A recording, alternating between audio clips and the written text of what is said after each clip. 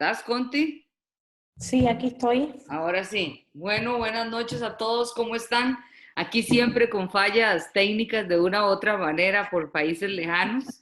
Bienvenidos a Conversando el Desnudo y yo con el placer enorme de tener hoy a Constanza Martínez, una personita que conocí en Chile cuando estoy humildemente haciendo mi diplomado y me encuentro este ser humano maravillosísimo y que he aprendido tanto de ella.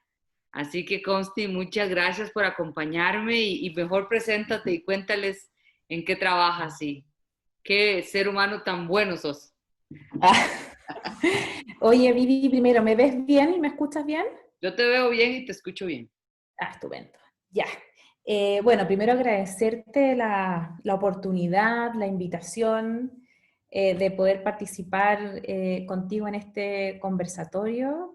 Contarle, bueno, me imagino que nos ve harta gente de Costa Rica o de por allá, ¿verdad? De por allá, de De más arriba. Centroamérica, de No, pero vieras que Centroamérica, también nos ¿sí? viene de Chile, de Argentina. De Chile probablemente también. Sí, Bueno, ahí está saludos Rosita a Nova, que todos. siempre es nuestra principal fan. Bueno, muchos cariños para allá. Bueno, yo soy Constanza Martínez, como me presentó Vivi, soy kinesióloga, decimos en Chile, fisioterapeuta en el resto del mundo. Creo que en Argentina y Chile decimos Sí. kinesiólogo, pero fisioterapeuta, dedicada al piso pélvico ya hace 10 años por lo menos. Y esto es lo que yo hago de forma exclusiva. Todo mi quehacer profesional yo lo he dedicado al piso pélvico, excepto ahora que estamos en pandemia y que por esta situación nos ha tocado hacer de todo un poco en el fondo. Pero a lo que yo me dedico es a pacientes con disfunciones de piso pélvico y te diría que en mayor medida a pacientes con disfunciones urinarias o vesicales de piso pélvico. Eso mi número de pacientes mayormente tiene que ver con esa área.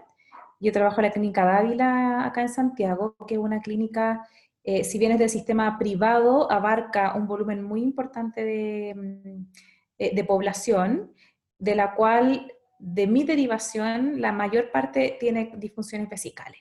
Ya. Esa es mi área. Y en paralelo, soy coordinadora del Diplomado de Piso Pélvico de la Universidad de Chile, y ahí nos conocimos con la Vivi. Menos mal, Conti, Sí. ¿cuántas personas pueden ser referidas a la clínica? Muchos, muchos. ¿Cuál es como el nivel de prevalencia que ustedes ven? Mira, la verdad es que nosotros, la clínica donde yo trabajo es una clínica grande, atiende todo el sector norte de Santiago, y la verdad es que yo trabajo, mira, de 8 a 2 todos los días y tengo toda mi agenda llena, permanentemente. ¿Ya? Atendemos cada 45 minutos un paciente y habitualmente tenemos espera de varias semanas para poder atenderlo. Así que la verdad es que la derivación y el volumen de pacientes es alto, cada vez más alto en verdad. Yo siento que Chile es uno de los países de Latinoamérica que tiene más conciencia de lo que es rehabilitación de suelo, como que el resto de Argentina también siento, Brasil, ¿verdad? Más hacia el sur hay un poco más de conciencia, Colombia, pero nosotros todavía poco a poco vamos creciendo mucho, pero sí cuesta a veces un poquito, ¿verdad? En países nosotros sí tenemos años ya de estar trabajando en suelo, pero ustedes lo tienen como más situado, como más en la mente de las personas que esto puede suceder. Sí, la verdad es que desde que yo trabajo en esto, que como te decía hace unos 10 años, he podido ir viendo, y las que hemos estado trabajando en esto, hemos ido viendo cómo ha ido creciendo la especialidad y cómo hemos ido ganando terreno y espacio a nivel de población y a nivel médico también, porque en Sí. Chile los fisioterapeutas somos de segunda consulta, no lo sé en Costa Rica. No somos Nosotros para... de primera Ustedes en son el de... sector privado, de segunda en el sector público. Ah, mira, nosotros somos de segunda consulta y para los que no saben eso significa que un paciente para poder atenderse con un fisioterapeuta debe pasar por un control médico y este médico es el que deriva. Por lo tanto, no tenemos llegada directa con los pacientes, ¿no es cierto? Nosotros tenemos que convencer un poco al médico para que él nos derive. Entonces, todo ese proceso ha sido más bien rápido. Yo te diría que cuando yo comencé, habían unos 3 o 4 centros en Santiago que tenían piso pélvico o rehabilitación de piso pelviano, y hoy en día todas las clínicas privadas tienen, y los hospitales cada vez más, incluso estamos llegando a la atención primaria, y atender poco a poco en los consultorios y a ganar espacio ahí, porque hasta el día de hoy es un espacio utilizado por las matronas, ¿no es cierto? En los controles pre y postnatales, los hacen Aquí no ellas. hay matronas. Ah, ¿no existen Mm, como mm, profesión? mm. En ¿Y Costa Rica no. quién controla los embarazos y los partos? El ginecólogo, el obstetra, pero el obstetra cuando ya llega al momento del parto, ¿verdad? Pero el Claro, igual que ginecólogo acá. es el encargado de, pero, y hay enfermeras obstetras, pero no hay Ah, matronas. ya. Claro, acá en Chile la verdad es que la matrona es la que está en contacto directo con la población, ¿ya? Ya. Hay kinesiólogos en la atención primaria, pero están dedicados más bien a patologías respiratorias, hay algunos que tienen que ver con traumatología, obesidad, y distintos programas, eh, pero no hay de piso pélvico a nivel nacional, solamente hay situaciones piloto que Ah, poco a poco han ido ganando espacio y haciendo gimnasias grupales, pero todavía son casos aislados. Nosotros esperamos poder difundir y que esto empiece ya a aplicarse a nivel nacional. qué bueno. Pues te Pero digo bueno, que estamos ahí. tenemos muy buena audiencia, sí tenemos mucha gente de Costa Rica, tenemos a una conocida de nosotros por ahí viéndonos, una querida Mónica. Tenemos a bastantes costarricenses viéndonos, un saludo muy especial y yo creo que es momento de empezar y que nos cuentes un poquito de la idea de lo que queríamos conversar tan importante de terapia conductual. Entonces recuerda que al principio para la gente normal, que no es fisioterapeuta, ¿de qué vamos a hablar? Y Argentina también, perdón. Ah, oye, ¿tú ves eso? Ay, nada que ver Sí, esto. ya lo estoy viendo Ya, perfectamente. déjame ver si es esta. Sí. Sí, Bueno, yo hice una pequeña... ¿Me ven a mí arribita? Así como sí, en una esquina. señorita, sí. Ya. Que yo soy guasa, así decimos acá en Chile, cuando uno no está recién haciendo algo por primera vez o las primeras veces medio ganso. Ya. Hice unas pequeñas diapositivas un poco para ver un poco de imagen, hacerlo un poquito más digerible. Y obviamente estamos simplificando todo este tema porque es bastante más complejo de lo que yo voy a hablar acá. Lo primero que vamos a hacer es contar que vamos a hablar de la terapia conductual, y que la verdad es que elegimos este tema porque la terapia conductual es una técnica kinésica o fisioterapéutica que no requiere de ningún equipo, no requiere de ninguna inversión económica ni física, solamente se requiere, digamos, al fisioterapeuta y sus propios conocimientos. Entonces es una herramienta que cualquiera de nosotros puede utilizar y puede aplicar, puede aprender. El tema es que tiene que estar bien aplicada, porque finalmente lo que nos pasa mucho es que es un poco mirada en menos o se deja un poco pasar, no se le da tanta importancia, porque nos gustan más, qué sé yo, los ejercicios, la electro, cosas que son más tangibles, pero la verdad es que un buen diagnóstico y un buen tratamiento finalmente tiene que ir siempre acompañado de la terapia conductual. O sea, si yo no entiendo cómo funciona la vejiga, y qué herramientas yo le voy a dar al paciente para ayudarlo en esta rehabilitación, por mucho que haga ejercicios, por mucho que ponga electroestimulación y utilice cualquier otra técnica kinésica, si no lo estoy acompañando con terapia conductual, lo más probable es que sea deficiente nuestro resultado. Monse, Entonces, entonces, perdón, para una sí, persona que no es fisio, podríamos pensar que terapia conductual tiene que ver algo con psicología, ¿o no? sí, de hecho, si ustedes googlean terapia conductual, lo que les va a aparecer es terapia cognitivo-conductual, ¿no es cierto?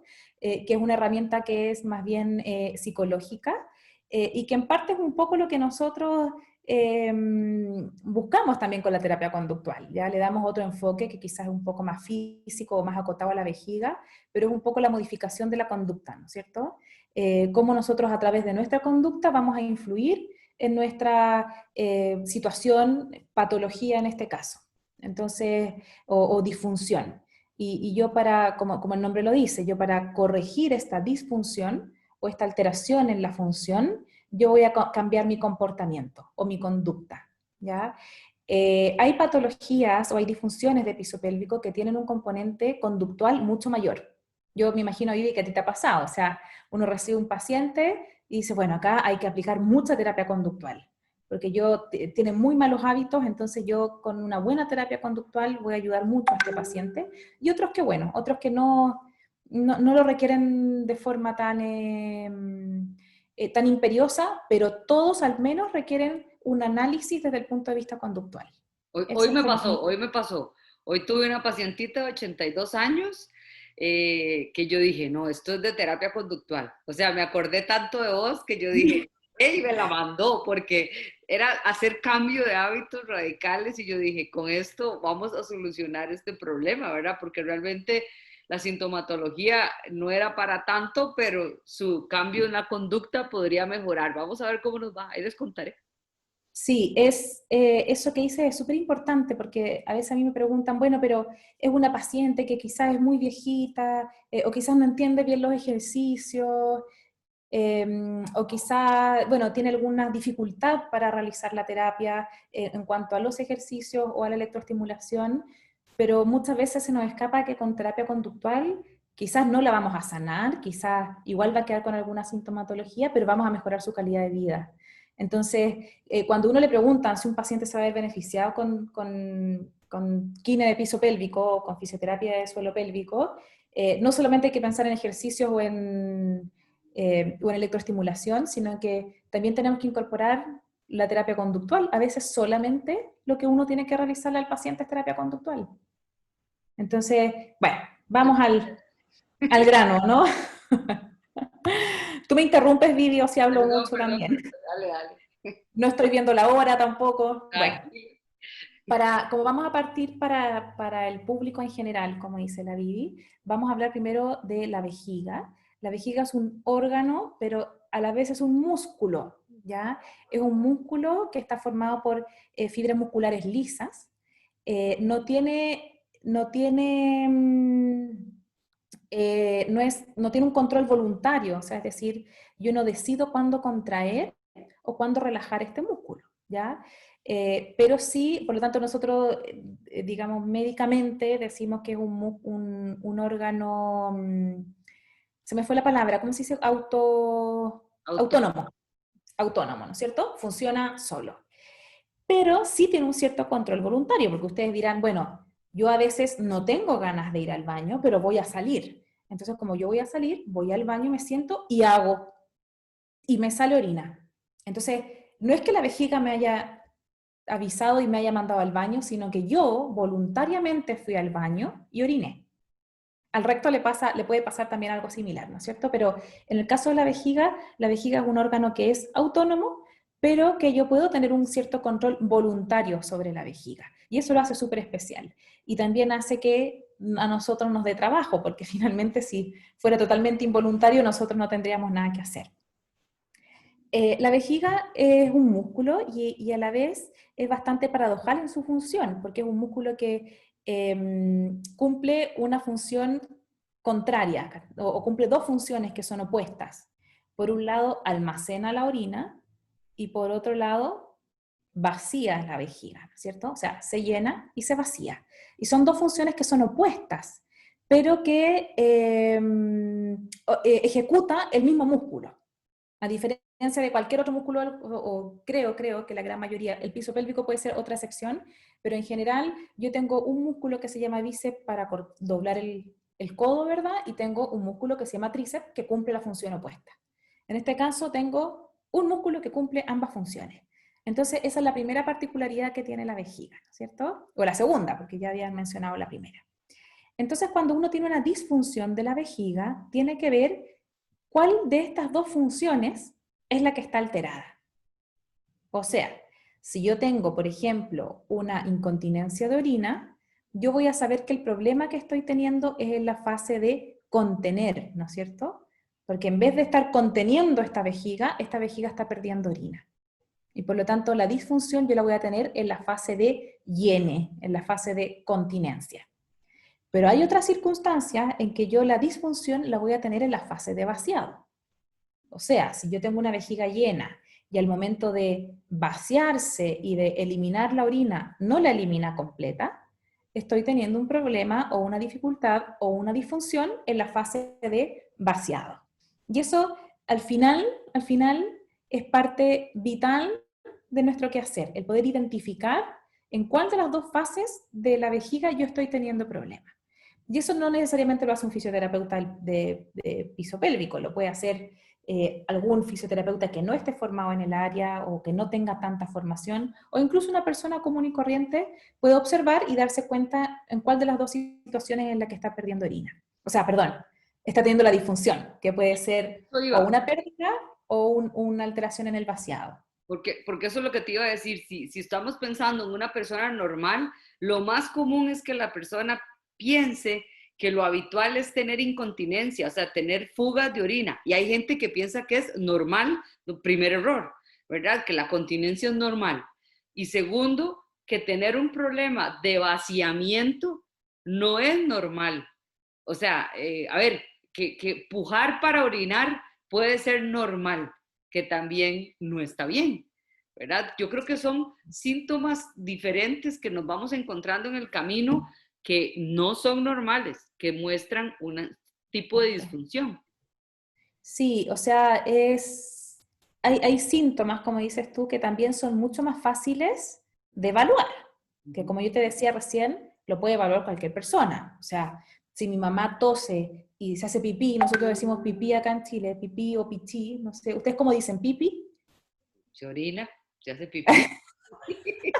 Son más doctos ustedes. Bueno, si una persona tose y se le escapa la orina, es fácil de reconocer. Uno dice, bueno, lo que tiene que estar adentro se me escapa, por lo tanto, es una alteración en la fase de continencia, ¿verdad? Pero hay otras situaciones que es más difícil de poder descubrir y que hay que hacer una anamnesis y una evaluación mucho más acuciosa para realmente descubrir en cuál de las dos fases es la que yo tengo problemas. O eventualmente en ambas. O sea, hay casos, son los menos, pero hay casos que tienen dificultad para, tanto para contener la orina como para vaciar la orina. Algo importante que me gustaría mencionar en esta diapositiva es que la vejiga cumple una función de almacenamiento. O sea, yo les digo a los pacientes, la vejiga es su bodega. O sea, los riñones están produciendo orina 24 horas al día, pero sin embargo yo no estoy yendo al baño 24 horas al día porque estaría goteando permanentemente. Entonces, para que eso no ocurra, tenemos la vejiga. Y la vejiga es un órgano almacenador. Y lo que busca la vejiga es contener la orina para que nosotros tengamos independencia y podamos movernos por la vida y cada cierto tiempo vaciamos. Ese es el objetivo, ¿no es cierto? Que se junte la orina, se acumule la orina y después yo voy al baño y vacío. Y muchas veces nos pillamos haciendo, o los pacientes mismos, empiezan a darle una función opuesta a la vejiga.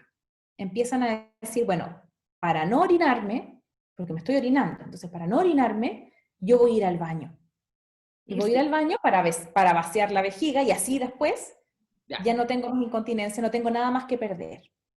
El problema es que la orina se produce 24 horas al día. Por lo tanto, por mucho que yo vaya al baño a orinar para vaciar mi vejiga para que no tenga más incontinencia, resulta que a los 5 minutos voy a volver a tener orina adentro. Entonces, ese es un concepto que es súper importante tener y que uno a veces se puede confundir y que uno, para algunos casos, si bien va a ser importante que el paciente vaya al baño más seguido, no siempre es una herramienta adecuada. Y ahí es donde tenemos que discriminar a qué pacientes yo le voy a pedir eso y a qué otros pacientes le voy a prohibir eso.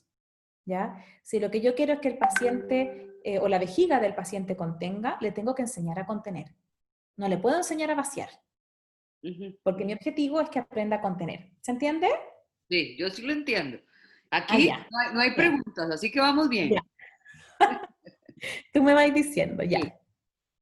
Entonces, como decíamos, hay varias, o sea, hay dos, las vejigas tienen dos fases de funcionamiento, y una es la fase de continencia y otra es la fase, en esta diapositiva dice, digamos, miccional o fase de vaciado.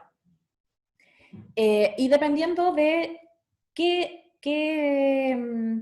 parte de este sistema esté funcionando mal, es la alteración que vamos a tener. Entonces acá no me interesa que se las aprendan ni que les quede clara cada una de ellas, pero esta diapositiva a mí me gusta mucho porque explica que, ven la flechita, ¿no es cierto? Sí. Que en la fase de, cuando se altera la fase de continencia, lo que yo en general voy a tener van a ser incontinencia, porque no contengo, me falla la fase de continencia.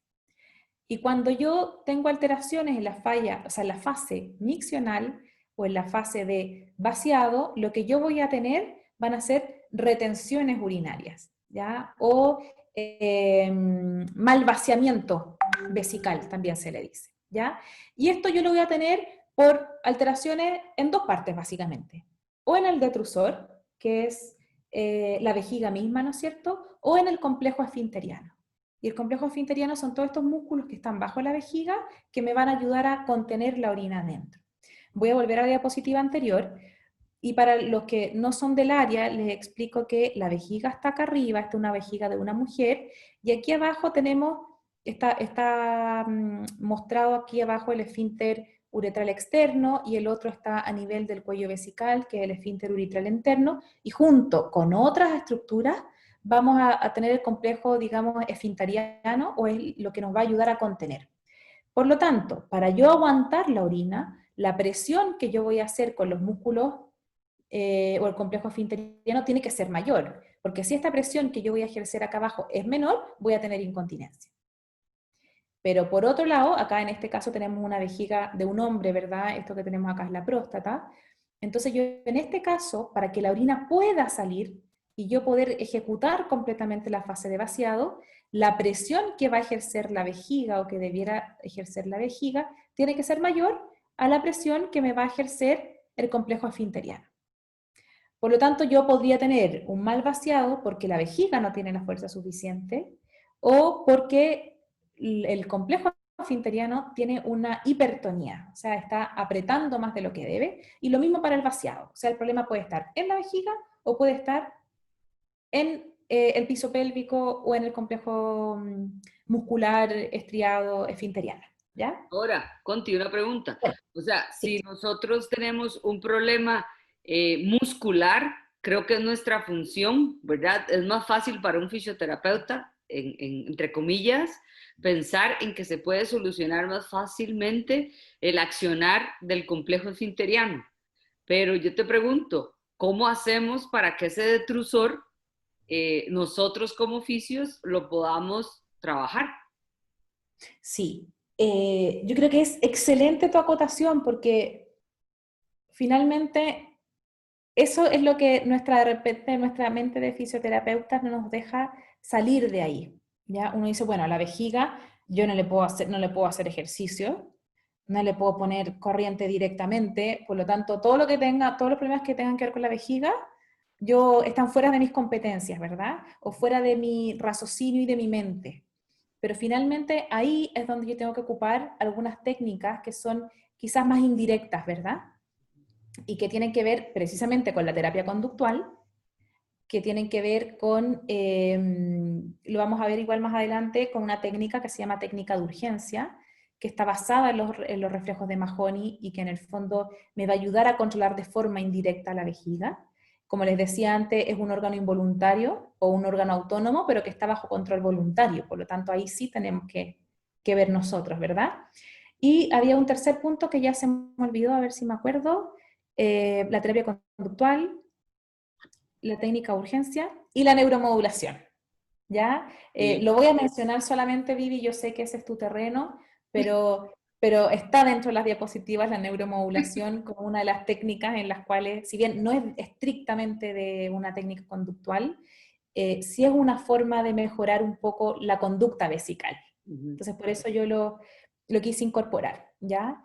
Veamos a ver qué sigue. Entonces, cuando uno quiere descubrir cuál es el problema de este paciente o qué es lo que está realmente generando esta disfunción, yo tengo que evaluarlo acuciosamente. Hay veces que esa evaluación me va a ser súper fácil. O sea, si llega un paciente y me dice yo toso y me orino, yo tengo clarísimo que es una incontinencia de orina de esfuerzo, ¿no es cierto? Y no hay mucho que pensar.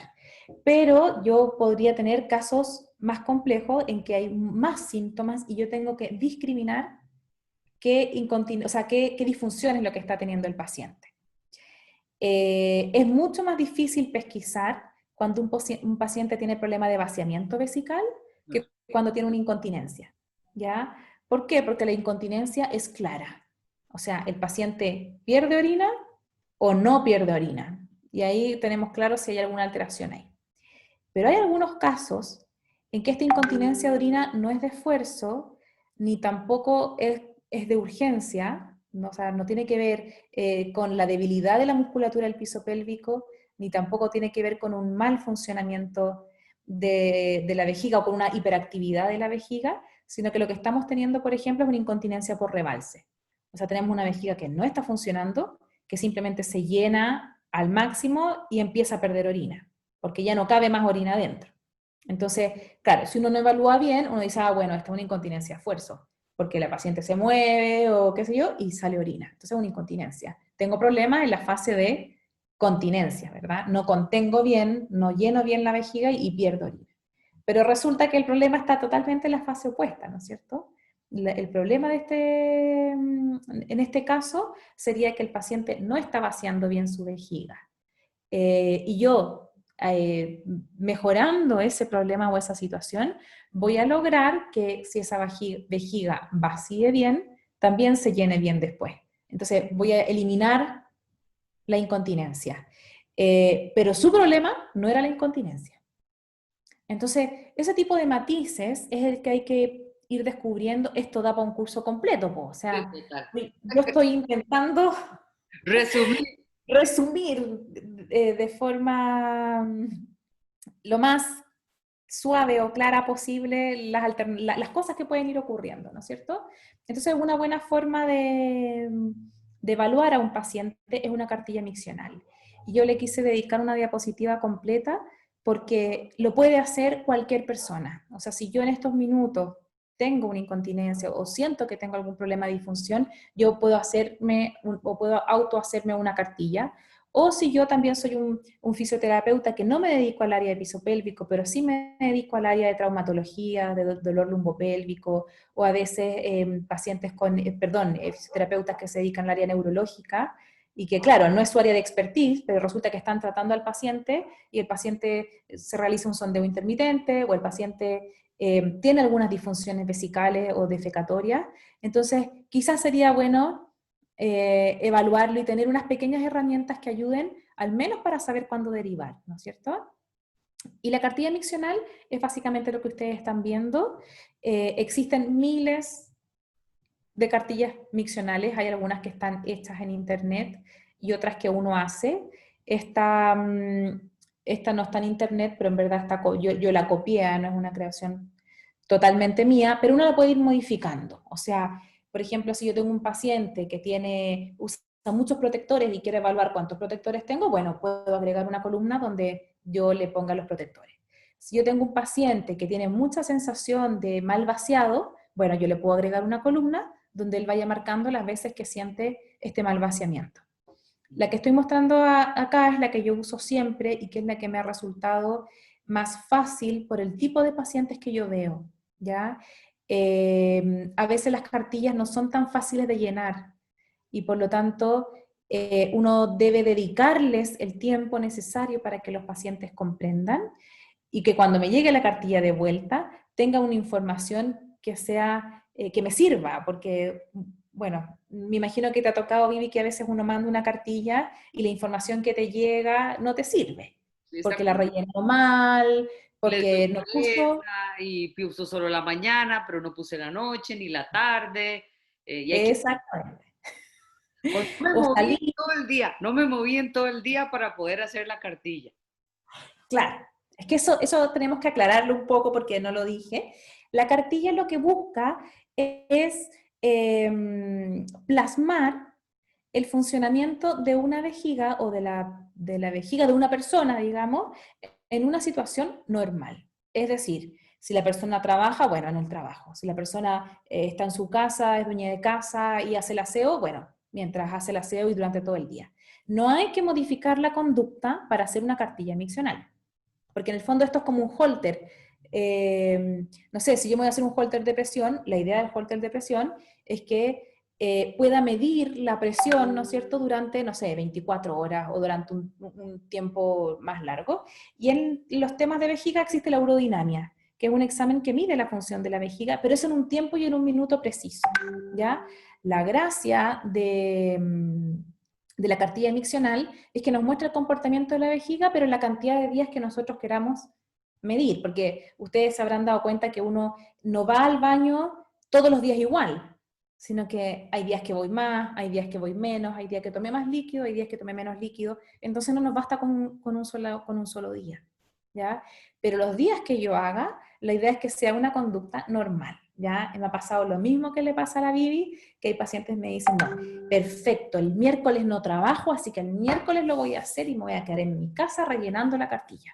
O sea, eso no nos sirve, porque eso no es la realidad de la persona.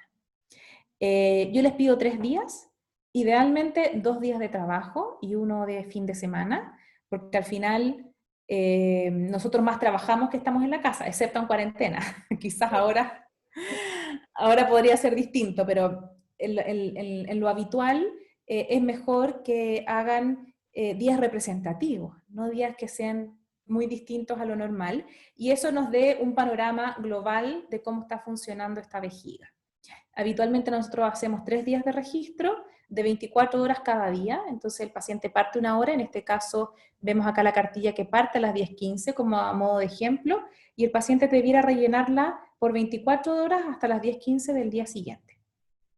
Entonces, la primera parte de la cartilla, a ver dónde estoy acá, la primera parte de la cartilla es la cartilla miccional propiamente tal, donde yo voy a ir poniendo las horas a las que el paciente va al baño, cuánta orina hizo, y acá es donde uno tiene el problema, porque a nadie le gusta ir al baño con el jarrito y orinar en el jarrito y después medir cuánta orina hizo, ¿no es cierto? A nadie le gusta.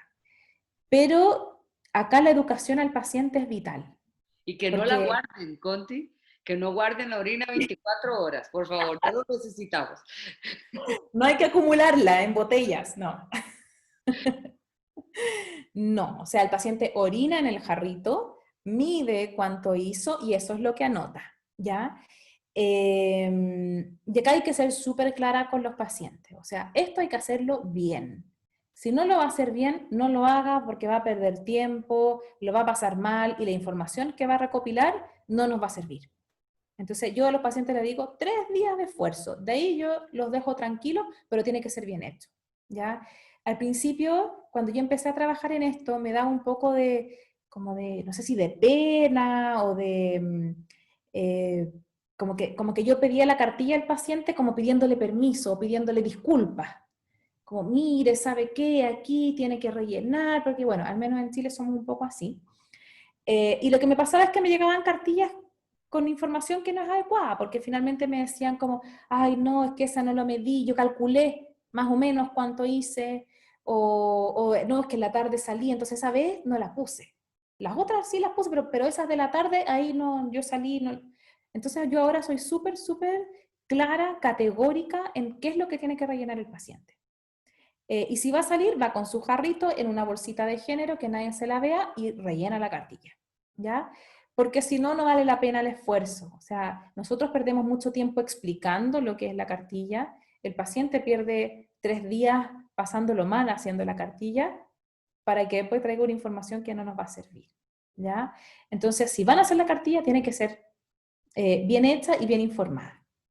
La segunda, bueno, entonces vamos a medir la orina, después el deseo, si el paciente fue al baño con ganas o no, porque a veces uno va sin ganas, entonces si va sin ganas, el volumen que yo espero tener va a ser menor, ¿no es cierto? Porque lo normal o lo fisiológico es que a mayor volumen, mayor deseo. Entonces, ¿qué pasa si yo en esta cartilla me encuentro con un volumen muy grande, pero sin deseo? Es raro, ¿no es cierto? No es esperable. Entonces yo eso lo voy a marcar y lo voy a dejar ahí porque eso me está dando una información de que esto está funcionando mal.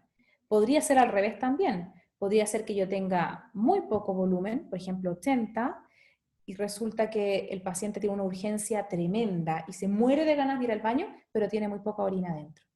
Entonces eso también me está demostrando que hay un problema en la fase de continencia, ¿no es cierto? El paciente no puede aguantar una cantidad normal de orina. A todo esto el volumen máximo de una vejiga más o menos son 500 cc. Por lo tanto, Un doseo normal anda como en 120, por ahí, ¿no? 150. el deseo, claro, sí, exacto. Entonces, en base a eso nos va a dar mucha información. Yo muchas veces como que los pacientes que tienen vejigas hiperactivas y que van muchas veces al baño y están todo el día yendo, por ahí entre medio tienen un volumen alto, ¿no es cierto? Tienen un volumen de 400 o un volumen de 500. Entonces yo les digo, mire, su capacidad vesical es normal. Así que sáquese de la cabeza que su vejiga es chica. Entonces, ya al tiro o inmediatamente, en la medida que yo voy releyendo esta cartilla, me voy dando cuenta de cómo está funcionando la vejiga. Y en base a eso, Perdón que cuéntame. te interrumpa. Tenemos dos preguntas. Yo creo que Ya, a ver. vamos a ver.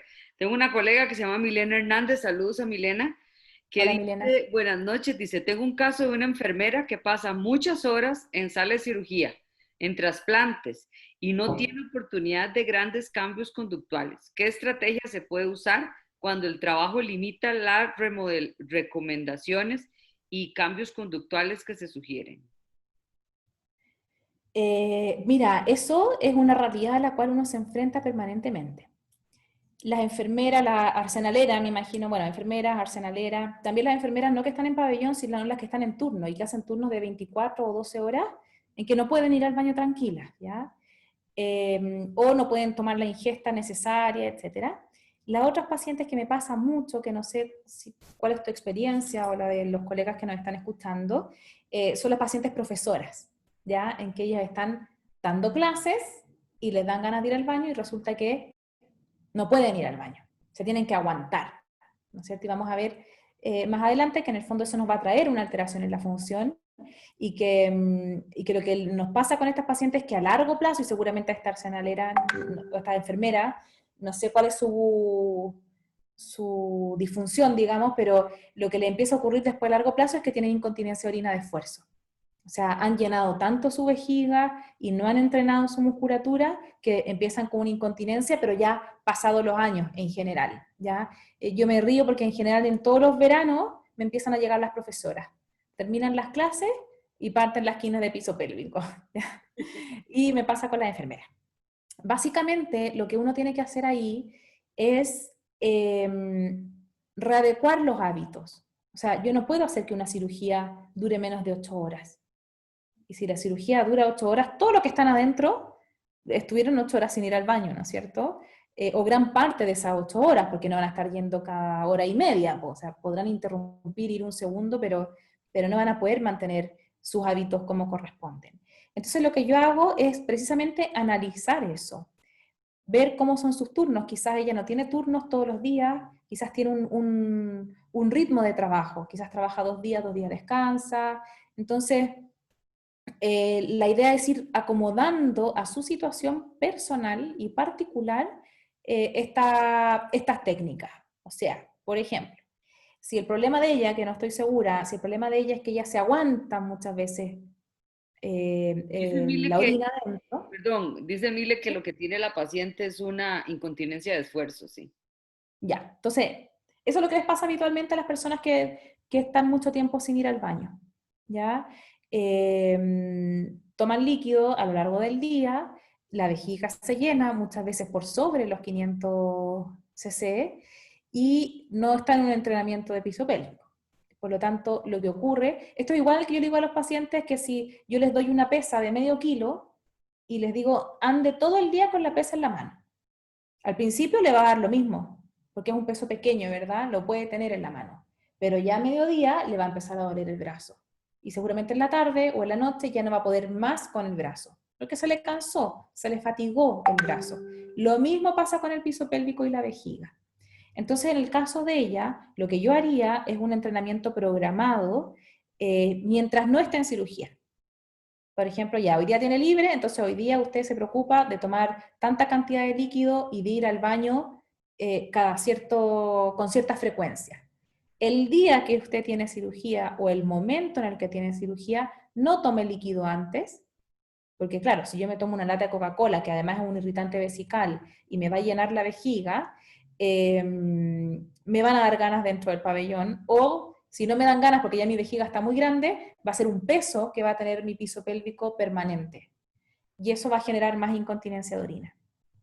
Entonces, esto igual, no sé si ustedes lo hacen, pero si yo voy a salir y voy a ir a un lugar donde no va a haber baño, no me tomo medio litro de agua antes de salir, porque si me lo tomo me van a dar ganas en ese lugar sin baño, ¿no es cierto? Entonces, en el caso de ella es un poco lo mismo. Cuando ella vaya a entrar a pabellón, yo suspendería 1 hora antes la ingesta de líquido. También la ingesta de líquido puede ser parcelada, o sea, mientras yo más rápido me tome el líquido, más rápido voy a producir orina.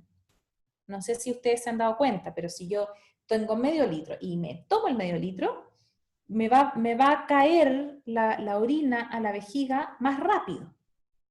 Y eso va a estimular las paredes de la vejiga de forma más intensa y me van a dar ganas, no sé, cuando tenga 200 cc y después me van a dar ganas cuando tenga 200 cc más y después me voy a quedar con 100 cc adentro, más otro poquito más y voy a ir 3 veces al baño por una botella de medio litro. Pero si yo esa misma botella de medio litro la tengo acá en mi escritorio y me la voy tomando de a poco, cada cierto rato voy tomando unos sorbos, la producción de orina también va a ser de forma mucho más paulatina, no va a caer de forma tan intensa sobre las paredes vesicales y voy a poder pasar más tiempo sin tener deseos de ir al baño. ¿Me explico? Sí, sí, súper. Entonces, en el caso de ella, también podría hacer eso. O sea, no sé exactamente las condiciones, pero ella podría tomar de esa forma el líquido previo a la cirugía, de una forma más pausada, o después de la cirugía de frentón tomar mucho líquido. En el fondo, ser consciente de su función vesical y que ella tiene que lograr hacerlo lo más natural posible. Pero lo que no le puede pasar es que junte mucha orina en su vejiga, porque eso le va a perpetuar y le va a fomentar la incontinencia de orina de esfuerzo. Ok, seguimos y luego le respondemos a Claudia, o le respondemos a Claudia, o después seguimos. Vos me dices qué No quieres. sé, no, a mí me da igual. Sí, bueno, yo creo que terminemos la cartilla y después le respondemos a Claudia, ¿te parece? Ya, sí. Oye, ¿cuánto rato llevamos? Estoy muy Una lenta. hora, así que pongámosle. Ya. Entonces, la primera parte vamos a ver cuánta es la orina que el paciente elimina, ¿no es cierto? Y la segunda parte dice ingesta de líquido, y aquí vamos a ver cuánto el paciente toma. Y aquí viene la parte que estábamos recién hablando, o sea, si el paciente llega y de un momento a otro se toma 500, me pasa a veces pacientes al desayuno que se toman un jarro de té con leche, otro vaso de jugo, otro de leche con avena. Entonces, finalmente, la cantidad, el volumen que están ingiriendo en un tiempo acotado es mucho y por lo tanto van a ir al baño después muy seguido. ¿Ya? Súmale los hipertensivos y el diurético, todo junto, más eso. Sí. Bueno, y quizás si comen alguna cosa que sea más irritante, vamos, ahí hay que discriminar. Y es importante eso mismo, poner acá qué tipo de líquido es lo que el paciente está tomando. Porque hay líquidos que van a ser más irritantes, principalmente los líquidos con cafeína. Yo he tenido pacientes que han generado vejigas, eh, ¿cómo se dice?, hiperactivas, nada más que por tomar bebidas energéticas, porque van al gimnasio y quieren quemar más calorías y consumen mucha bebida energética, sobre todo los cabros jóvenes, los niños jóvenes, y quemadores de grasa, que también son ricos en cafeína. Entonces lo toman por periodos prolongados y después quedan con un cuadro de hiperactividad, ¿ya? O de vejiga, de urgencia vesical. Y el problema es que después uno dice, no, que estás tomando mucha Agua. bebida energética y tú le cortas la bebida energética, sin embargo los síntomas persisten. Como que la vejiga aprendió a comportarse de esa manera. Y ahí obviamente se nos hace más difícil, ¿no es cierto? Y tenemos que empezar a aplicar otras técnicas de control. Y finalmente la última columna es la de la fuga, donde el paciente marca cuánta cantidad de orina está perdiendo, con 1, 2 o 3 cruces en este caso, y qué le generó la incontinencia. ¿Ya? Porque cuando hay incontinencia, básicamente tenemos que diferenciar a grosso modo dos cosas. Uno es si el paciente pierde orina al hacer el esfuerzo, y el otro es si el paciente pierde orina con el deseo, ¿no es cierto? El que yo tengo ganas de orinar y me trato de aguantar y me trato de aguantar, pero no puedo y me termino orinando. Eso se llama urge-incontinencia y puede ser un síntoma de vejiga hiperactiva, de una vejiga que está descontrolada. Entonces yo, una vez que tenga esta cartilla, voy a poder extraer la información necesaria para saber si el problema que yo estoy teniendo con el paciente es en la fase de vaciado o en la fase de llene. Acá yo tengo dos, me parece, ejemplos. Un poco la rápida, no me interesa que lo analicemos en tanto detalle, pero uno al mirar estas cartillas empieza incluso a interpretar la personalidad de los pacientes, ¿no es cierto? O sea, esta cartilla no me da la sensación a mí de calma, paz y tranquilidad, sino que me da la sensación de una hiperactividad no solamente de la vejiga, sino que también de la personalidad, ¿no es cierto? Y eso es lo que tenemos acá, un paciente que en un día, no sé si tengo los... Mira, el volumen mínimo, o sea, el volumen para ir al baño de él, incluso con 80 cc, ven acá, miren, 80 cc, este paciente tenía ya deseo, y además ese deseo era urgente. O sea, ahí tenemos un problema. Tenemos una vejiga que es un poco exagerada, o que es alaraca, que con un poquito de orina hace un tremendo escándalo. Y aquí abajo tenemos, por ejemplo, que también fue con 400 cc al baño, y claro, y tenía deseo y tenía urgencia, pero eso me deja claro que el tamaño de la vejiga del paciente es normal. No es que él tenga una vejiga chica, que eventualmente podría ser, ¿no es cierto? Pero no es el caso. ¿Qué más? El volumen promedio tengo ahí es de 181.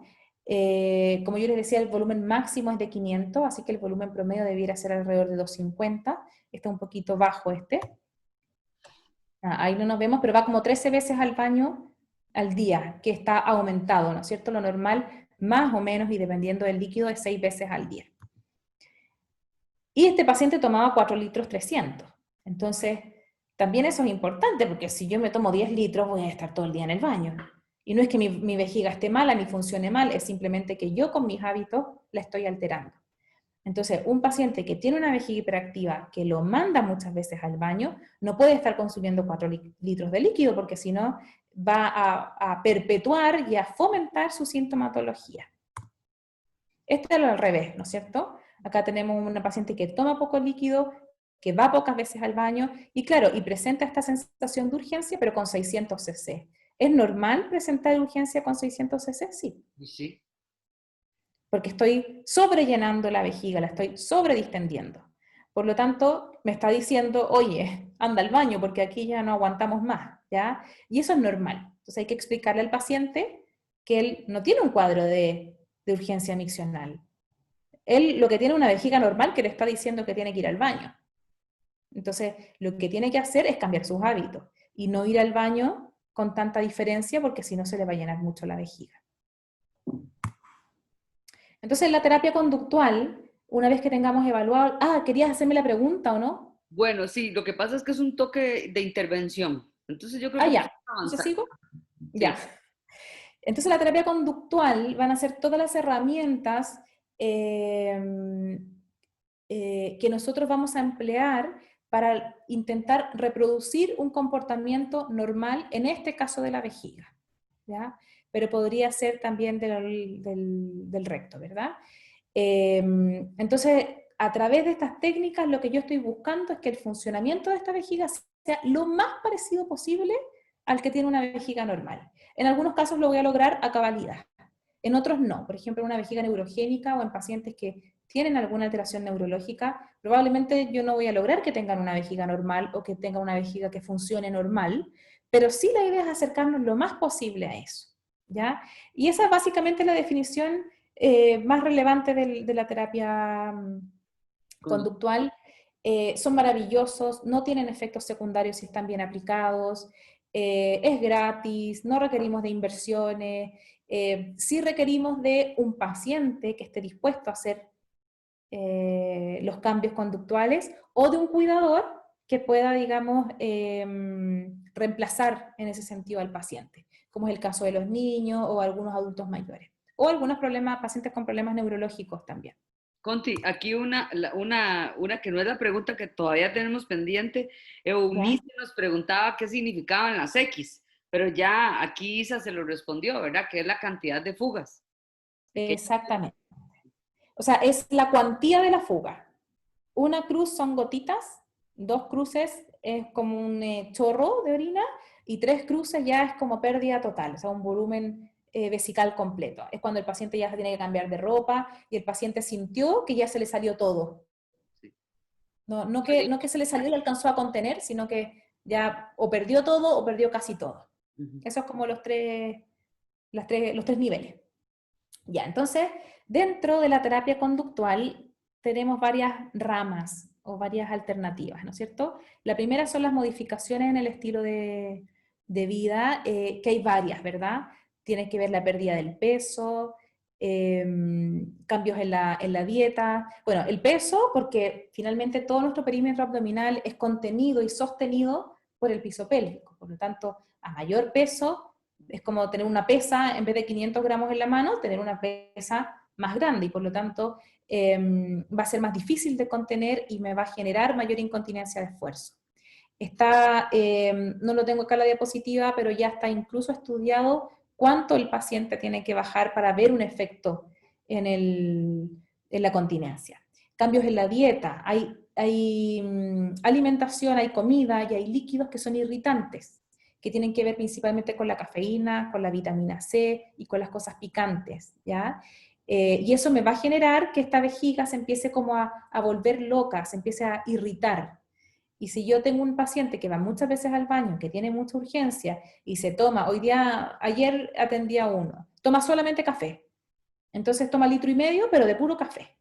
Por lo tanto, lo raro sería que no tuviera una vejiga irritada.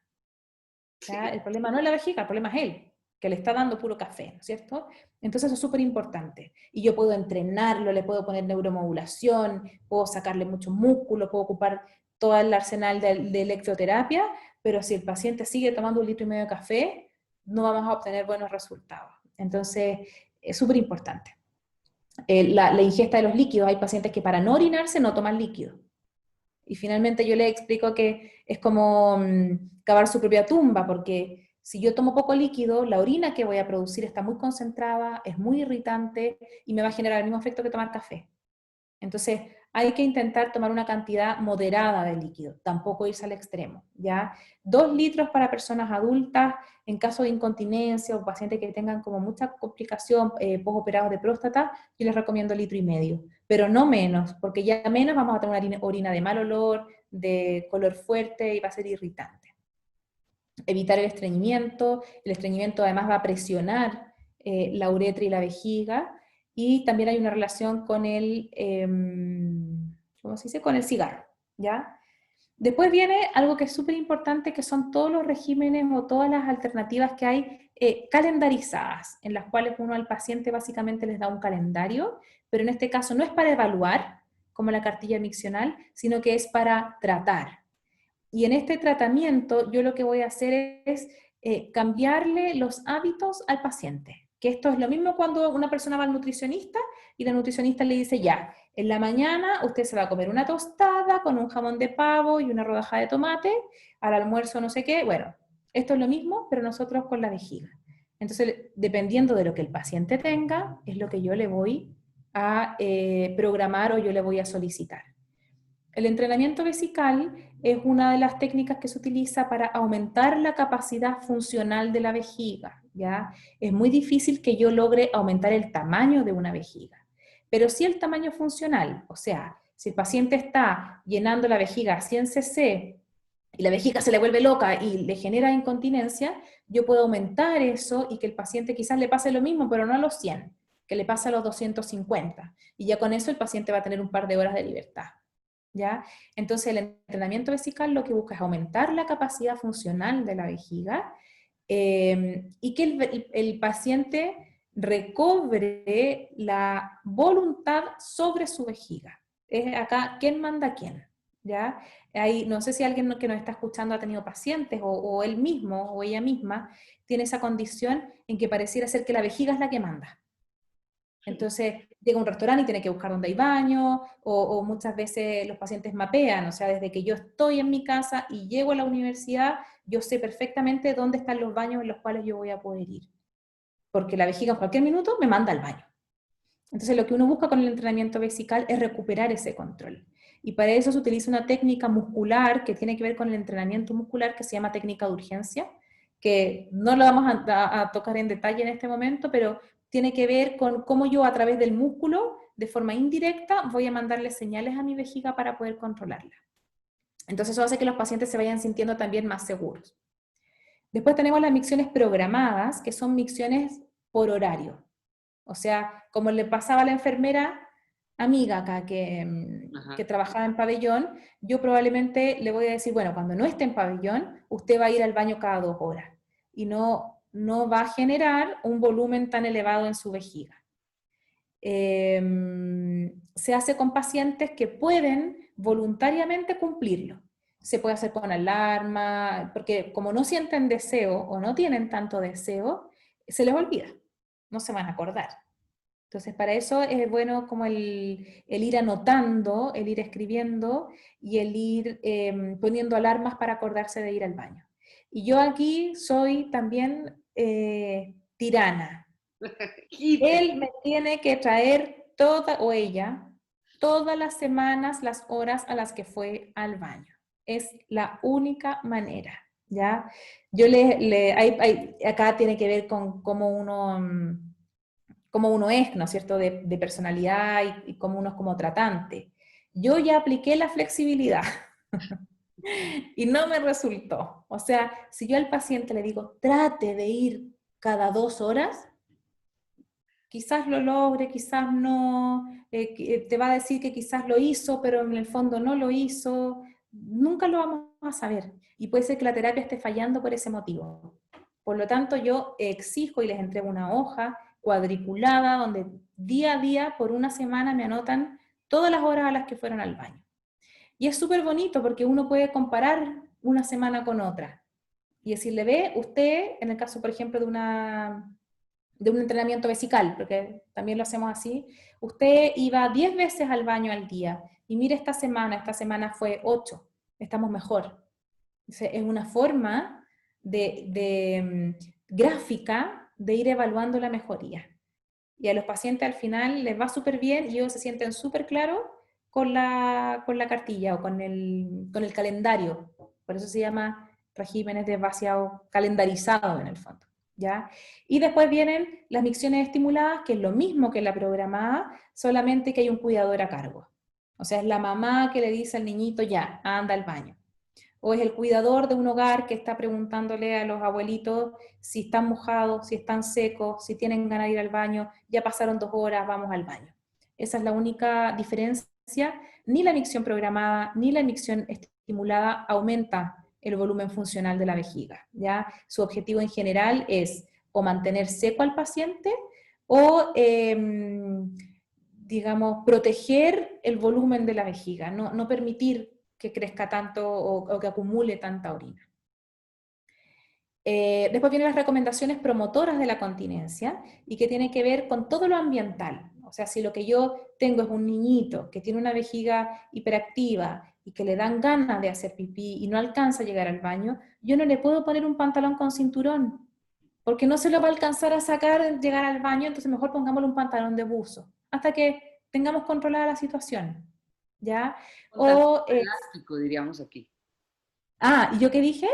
No, un pantalón de buzo, dice, no, nosotros aquí también, pero aquí decimos a los chiquillos, no, póngales un short con elástico, un pantalón con elástico, que es más fácil Claro, que botones. exactamente, porque él va y eso les da seguridad. También puede ser, por ejemplo, un adulto mayor que desde que se baja a la cama a que llegue al baño no hayan alfombras que se pueda caer, que en la noche haya alguna iluminación para que pueda saber dónde está el baño, evitar caídas y también evitar accidentes con respecto a la orina. Y las medidas paliativas que tienen que ver con el tipo de protectores que uno está usando, ¿ya? A mí me gusta mucho ver la cara de los hombres cuando los operan de próstata, ¿no es cierto? No sé cómo está ya la cosa de los productos que venden, pero siempre a mí me llegan los hombres con el slip desechable, que es esta ropa interior, que es como un calzoncillo, pero es desechable. Y cuando yo les digo, no, pero usa un protector masculino, que tiene forma de triángulo y está hecho para los hombres. No sé si allá hay, ¿ustedes tienen? Sí, sí hay. Entonces uno les dice eso y como que se dan cuenta que de partida no son los únicos que les pasa, porque por algo los venden en el supermercado.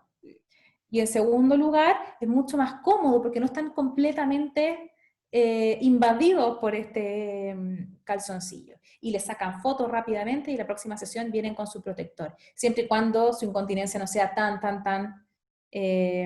severa, ¿cierto?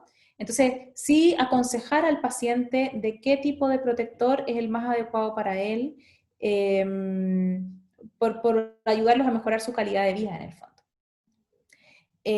Después viene el entrenamiento vesical, que se refiere específicamente a la técnica urgencia, pero lo acabo ya de explicar, desde el control de la vejiga a través de la musculatura. Y también están las técnicas de vaciamiento, ¿no es cierto? Que orinar sentado provoca o produce un mejor vaciado con tiempo, porque de repente uno cree que ir al baño es una pérdida de tiempo. Entonces, los pacientes van al baño así como queriendo salir. Entonces, no, tienen que ir al baño tranquilos y se demorarán lo que se tengan que demorar, ¿ya?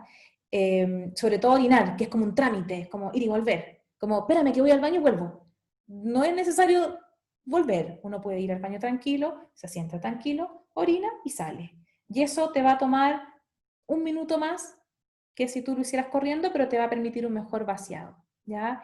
En hombres a veces recomendar el vaciado, este milquinuretral, que en el fondo desde detrás de los testículos se levantan un poco la uretra para que caigan las últimas gotas, o la maniobra de Credé, que es presionarse un poco la vejiga, sobre todo en vejigas hipotónicas que no tienen la fuerza para poder vaciarse, entonces uno al presionar estimula para ir permitiendo la salida o favoreciendo la salida de la orina, que no es lo ideal, que no se hace siempre, pero sí en casos puntuales es necesario.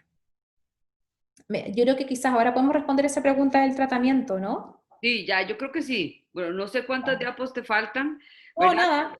Ok, Claudia dice, bueno, pero si no tienes más, nos pasamos a pantallas nosotras y quitamos la diapositiva. Me falta, ¿sabes qué? Lo de la Dale. neuromodulación, lo termino y así salimos de Ok, la listo, sí, diapo. dale. Ya. Bueno, la neuromodulación básicamente lo que hace es modular eh, a través de las aferencias del nervio tibial posterior el órgano efector. Y el órgano efector en este caso es la vejiga o el recto también puede ser, y lo que hace es modular la conducta neural en el fondo. No es que necesariamente la active, sino que puede tanto activarla como inhibirla. Y eso es como lo maravilloso de la técnica de neuromodulación, porque si tengo una vejiga que está muy activa, la calma, y si tengo una vejiga que está muy lenta y que no se contrae, la activa. No es una estimulación eléctrica, sino que se entrega un estímulo eléctrico, pero con el fin de modular, no de estimular, ¿ya? Vivi lo sabe muy bien. Y tiene varias aplicaciones, ¿no es cierto? Pero la gracia es que el paciente está ahí acostadito, sentado, leyendo un libro, comiendo, haciendo cualquier cosa, y con esta corriente que le está pasando por el eh, cercano al maléolo Externo, interno. perdón, interno. Sí, al maléolo interno, esa es la dislexia, Vivi. Sí, sí, sí. Al maléolo interno por 30 minutos con unos parámetros específicos, y lo que vamos a hacer es modular la actividad de la vejiga. Eso puede ser aplicada transcutánea con parche o percutánea a través de una aguja de acupuntura, que la gracia es que uno lo aplica una vez a la semana. Entonces, con eso basta y no hay que estarla poniendo todos los días, a diferencia de la transcutánea. Y ahí estamos listas. Estamos listas. El material, eso, bueno, para que lo vean ahí, con un TENS común y corriente, ideal si es digital, y uno puede ir subiendo la intensidad de forma más controlada. Pero básicamente es un TENS. Ya, ahora Vivi, tengo que dejar de compartir. Yes. Chuta, hasta aquí llegué. Acá, ya. Ahí Ya. sí. Ok, mira, te hago la primera pregunta aquí que habíamos dejado botada a la pobre Eugenie. Espérate para ver. Ay, se me perdió. Ya, pobrecita. No puede ser que se me haya perdido. Era de que tenía un paciente, aquí tengo una paciente, de Claudia se llama, tengo una Ah, paciente que tuvo una cirugía de columna y que quedó con sonda vesical y muy poca sensibilidad en esfínter. ¿Cómo la trataría? ¿Ves? Por eso te digo que es todo un caso clínico. oye, muy poca sensibilidad en el esfínter, ¿se referirá a la vejiga? ¿A que la vejiga Yo no lo que diría, siente? Claudia, es sensibilidad a dónde, ¿verdad? Si es esfinteriana, si es vesical, si es que no siente las ganas de orinar, si ya no tiene sonda. Claro, porque es muy difícil, o sea, uno puede pesquisar o evaluar la sensibilidad vesical a través de la información que te da el paciente, ¿no es cierto? Que ella te dice, no siento que tengo ganas de orinar. Y lo otro que uno podría hacer es con un tacto intracavitario evaluar la sensibilidad de la cavidad vaginal y del músculo elevador del ano, pero no del esfínter. Claro. Yo no tengo cómo evaluar la sensibilidad, yo al menos con mis manos no tengo cómo. Ahora, ¿cuál era la pregunta? ¿Qué le hacíamos? ¿Cómo tratarla? Sí. Por eso creo que es más complejo, hay que tener como más Yo información. creo, yo creo que ella se refiere a que la vejiga de la paciente no tiene mayor sensibilidad y Puede que ser, por lo tanto eventualmente podría llenarse, llenarse, llenarse, llenarse eternamente sin que generar un buen vaciado. Entonces, en ese caso, la función que estaría alterada sería la de vaciamiento, ¿ya? Algunas veces les ponen sonda precisamente para mantener abierta la uretra y que la orina pueda salir, ¿ya? E intentan retirar la sonda, pero después la vejiga no puede vaciarse, ¿ya? Y muchas veces esa obstrucción no es mecánica, no es que tengan ahí, no sé, un tumor que esté presionando, sino que es funcional. O sea, esa musculatura no se está relajando como debiera para permitir la salida. Entonces, eso podría irse evaluando. Yo no sé ya cómo habrá quedado motoramente, porque no dice a qué nivel fue la intervención, ¿verdad? Pero ¿no? Al rato con eh, biofeedback se puede trabajar el disminuir que relaje la musculatura. claro, y en el fondo lo que se empieza a hacer es tú trabajas en el fondo igual como cualquier paciente, ¿no es cierto? Con técnicas manuales, y hay cosas que liberar, musculatura hipertónica, también trabajas con neuromodulación porque queremos activar esa vejiga, ¿no es cierto? Porque está muy floja, no se contrae, sino que solamente se distiende. Entonces la neuromodulación es súper importante ahí. Lo otro son los hábitos, o sea, la idea es que esta paciente empiece a ir al baño en forma programada, ¿ya? Que uno le diga cada cuánto tiempo. Ella está con sonda, pero lo que uno puede hacer es ir clampeando o cerrando la sonda y ella la libera cada, qué sé yo, 2 horas y vamos viendo cuánta orina va sacando. Y en el momento que Porque siente deseo, perdón. exactamente. Y capaz que no lo sienta, porque si ella no siente el deseo y yo no voy liberando la sonda, ella nunca va a sentir deseo. Siempre va a tener una vejiga que está distendida, distendida, distendida y nunca va a sentir deseo. Porque la sensación vesical está dada también por la fibra muscular de la vejiga. Entonces, esa fibra tiene que estar en una longitud óptima para poder generar una contracción adecuada. Si yo distiendo mucho la vejiga, nunca se va a poder contraer. Entonces, voy a estar trabajando sobre una vejiga que nunca va a funcionar bien, porque está demasiado elongada.